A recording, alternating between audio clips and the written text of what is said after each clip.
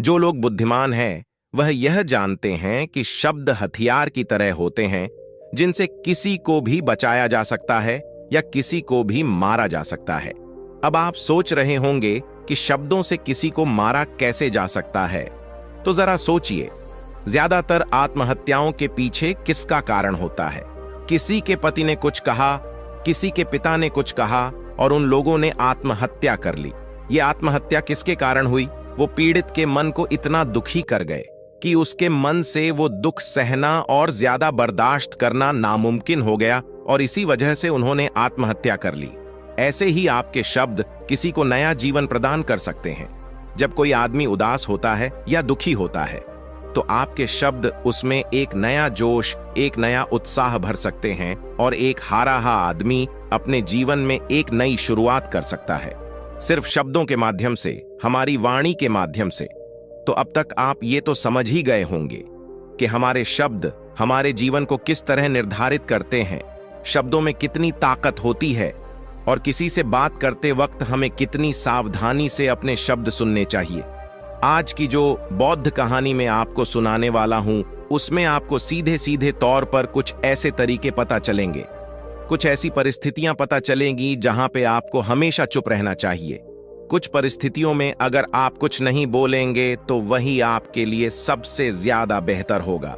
इससे पहले कि आप इस कहानी में खो जाएं, इस चैनल को सब्सक्राइब जरूर कर लें। तो चलिए कहानी शुरू करते हैं।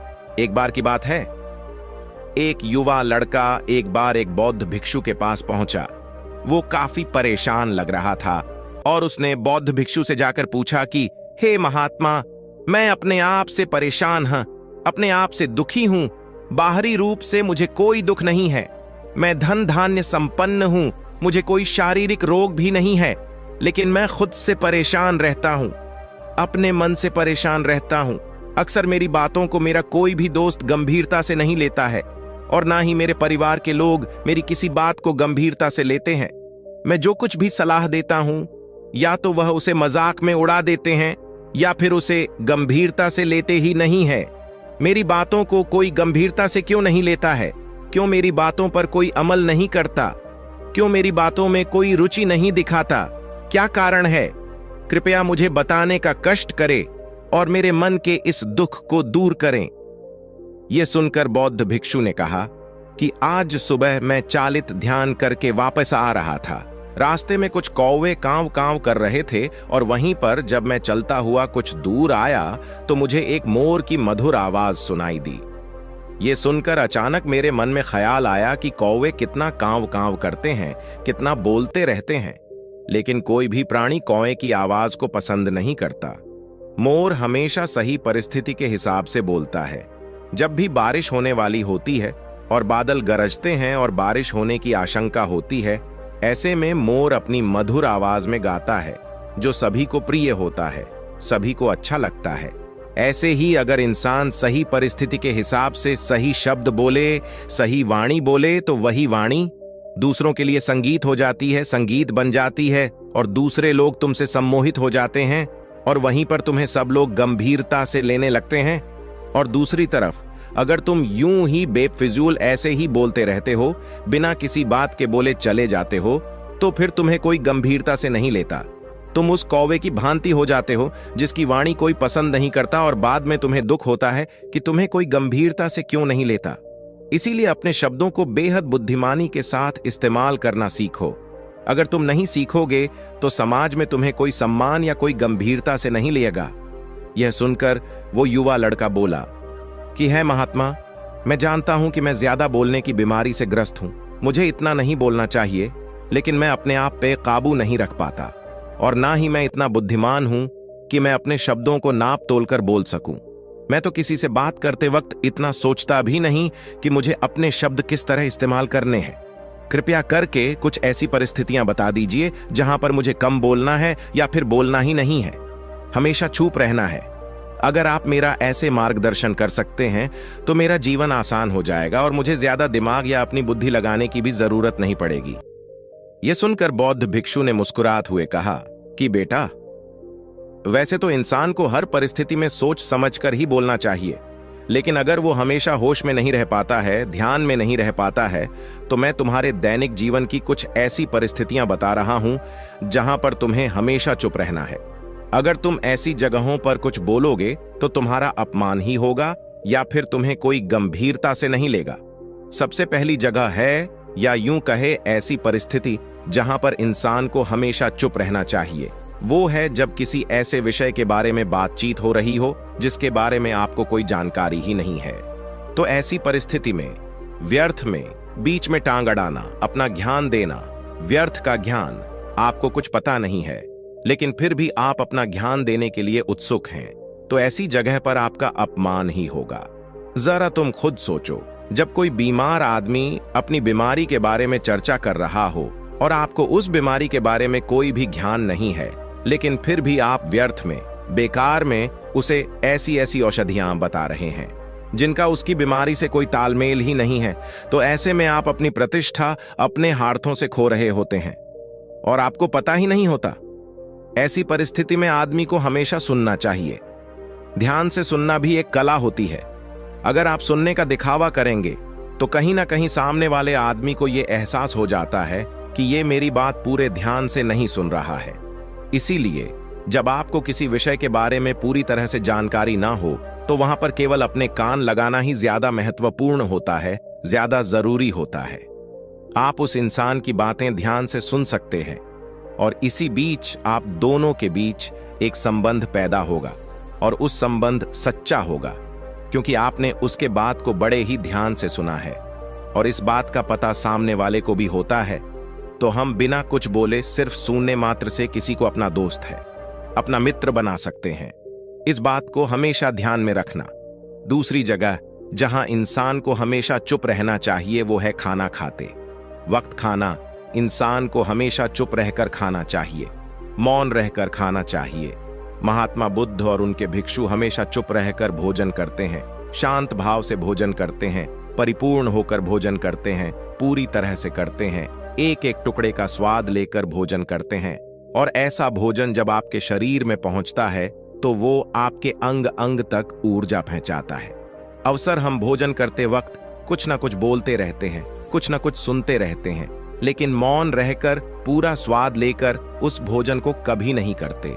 हम उस भजन को करते वक्त आधे अधूरे ही रहते हैं और इसीलिए हमारा शरीर रोगों से ग्रस्त हो जाता है। जरा तुम खुद सोचो, बौद्ध भिक्षु हमेशा भिक्षा लेकर भोजन करता है और भिक्षा भी कितनी बिल्कुल मामूली सी, और वो भी एक वक्त। तो एक वक्त भोजन करने के बाद भी वो इतने स्वस्थ रहते थे, इतने उत्साह, जोश और आनंद से भरे होते थे। और हम तो इतना खाना खाते हैं, इतनी सारी भोजन की सामग्री हमारे लिए उपलब्ध होती है, लेकिन हमारे शरीर में कोई ऊर्जा नहीं होती। इसका सबसे बड़ा कारण होता है कि हम अपना भोजन होश में नहीं करते हैं, परिपूर्ण होकर नहीं करते हैं, मौन रहकर नहीं करते हैं। इसीलिए अपना भोजन हमेशा मौन रहकर ही करो। तीसरी जगह जहां पर अगर आपने चुप रहना सीख लिया तो इसका मतलब यह है कि आपने अपने ऊपर विजय हासिल कर ली। जी हां, गुस्से में शांत रहना या चुप रहना इतना आसान नहीं होता है। अक्सर हम गुस्से से भरकर कुछ ऐसे शब्द या अपशब्द बोल जाते हैं जिसका पछतावा हमें हमेशा रहता है, लेकिन जुबान से निकला हुआ शब्द वापस नहीं हो सकता, उस शब्द को मिटाया भी नहीं जा सकता। अब वो जिंदगी भर हमारे दामन से जुड़ चुका है और वो गुस्से में बोला गया। अब शब्द हमारे मन को समय समय पर बेचैन करता रहता है, दुखी करता रहता है, लेकिन गुस्से के वक्त चुप रहना सीखना भी एक बहुत बड़ी कला होती है। गुस्से में आदमी का अपने ऊपर काबू कहां रहता है, अपनी इंद्रियों को वश में कहां रख पाता है। इसीलिए इस कला को आप तभी सीख सकते हैं जब आप गुस्सा भी होश में रहकर कर पाए। जब भी आपको गुस्सा आए, आपके दिमाग में सिर्फ एक ही बात आए कि मुझे चुप रहना है, मुझे किसी से कुछ गाली गलौच नहीं करना, किसी को कोई अपशब्द नहीं बोलना। और जब ये विचार गुस्से के साथ जुड़ जाता है और धीरे धीरे ये आदत बन जाता है तो आप अपने गुस्से को भी काबू में करना सीख जाते हैं।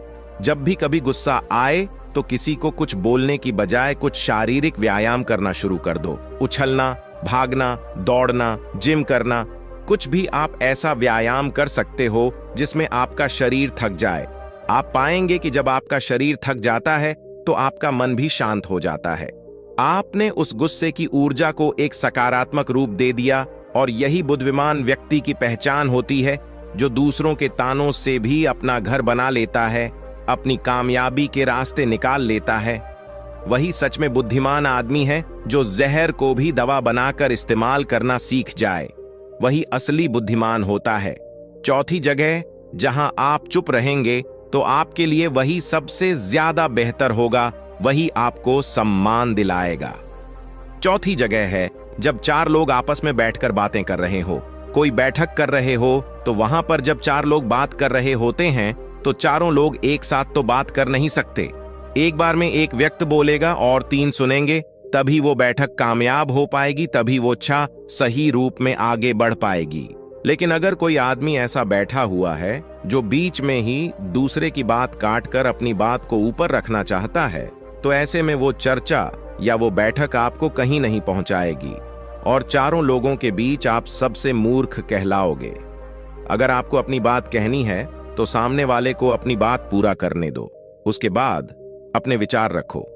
यही एक भद्र पुरुष या फिर कहीं अच्छे आदमी की पहचान होती है। और आखिरी जगह, अगर हमारे माता पिता हमें कुछ कह देते हैं, हमारे बड़े बुजुर्ग हमें किसी बात पर डांट देते हैं या हमें थप्पड़ भी मार देते हैं, तो ऐसी जगहों पे आपका चुप रहना ही उनके प्रति सम्मान दिखाएगा, उनके प्रति आदर का भाव व्यक्त होगा। अगर आप उनके सामने उनका विरोध कर देते हैं, उनका प्रतिरोध कर देते हैं, तो वो गुस्सा तो थोड़ी देर बाद शांत हो जाएगा, लेकिन वो कही गई बात, वो विरोध किया हुआ शब्द या फिर कुछ भी उल्टा सीधा हमेशा आपके मन को सताएगा और आपके माता पिता को हमेशा यही लगेगा कि आज ये हमारी इज्जत नहीं करता, आज ही हमारी बात नहीं मानता क्योंकि ये कमाने लग गया है, ये बड़ा आदमी बन गया है, ऐसी ऐसी बातें उठेंगी, ऐसे ऐसे तंज कसे जाएंगे। इसीलिए ऐसी जगह पे आप मौन रही हैं, चुप रहिए, कुछ मत बोलिए, अपने गुस्से को अपने अंदर ही पी लीजिए, कुछ व्यायाम कर लीजिए, भाग लीजिए, दौड़ लीजिए, आपका मन अपने आप शांत हो जाएगा। आखिर में बौद्ध भिक्षु ने अपनी बात को खत्म करते हुए कहा कि कम शब्दों में अपनी भावनाओं को उतारना सीखो। शब्द हथियार की तरह होते हैं। बोलो तो होश में बोलो, ध्यान में बोलो, जीवन शैली ऐसी बना लो कि आप जब भी बोलो पूरे होश में रहकर बोलो, पूरे आनंद के साथ बोलो, पूरे प्रेम के साथ बोलो। ऐसी वाणी बोलो जो दूसरे के दिल को ठंडक पहुंचाती हो, दूसरे के मन को भी शांत कर देती हो, और वो तभी संभव है जब आप प्रतिपल होश में रहकर बोले। इसके बाद वो युवा लड़का बौद्ध भिक्षु के सामने नतमस्तक हो गया और उनको प्रणाम करते हुए अपने घर वापस लौट गया। दोस्तों, आशा करता हूं कि यह वीडियो आपको जरूर अच्छी लगी होगी, इसीलिए वीडियो को लाइक कर दें और चैनल को सब्सक्राइब करना ना भूलें। धन्यवाद, मिलते हैं अगले वीडियो में।